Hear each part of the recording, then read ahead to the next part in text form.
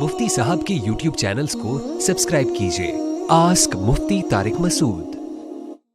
मकड़ी और छिपकली मारने का हुक्म। उवैस मुख्तार अमेरिका से पूछते हैं, यहाँ घरों में मकड़ियाँ बहुत होती हैं जो जगह जगह जाले बना लेती हैं, क्या घर को साफ़ रखने के लिए मकड़ियों को मारा जा सकता है? हमने सुना है कि मकड़ियों को नहीं मारना चाहिए क्योंकि वो हिजरत के मौके पर आप सल्लल्लाहु अलैहि वसल्लम की हिफाजत का ज़रिया बनी थीं।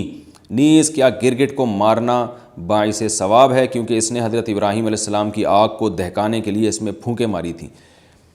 मकड़ियों को मारना तो जायज़ है, उसके नाजायज़ होने की हमारे पास कोई दलील नहीं है। और ज़ाहिर है घर में तंग भी कर रही हैं तो वो तो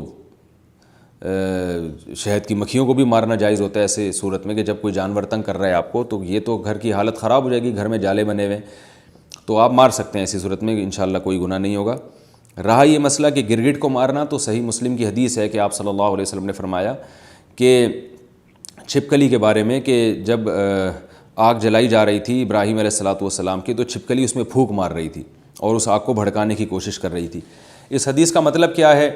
उलमा ने लिखा है कि ये सिर्फ ये बताने के लिए है कि छिपकली और इस जिन्स के जितने जानवर हैं, जिसमें गिरगिट भी आता है, ये जो जिन्स के जानवर हैं ना, इनमें इंसान दुश्मनी के सॉफ्टवेयर इंस्टॉल हुए हुए हैं। ये इंसान दुश्मन जानवर हैं, यह इनको जब मौका मिलता है इंसान को नुकसान पहुंचाते हैं। तो इसलिए आप सल्लल्लाहु अलैहि वसल्लम ने छिपकली को मारने की तरगीब दी। और गिरगिट का भी वही हुक्म है जो छिपकली का है।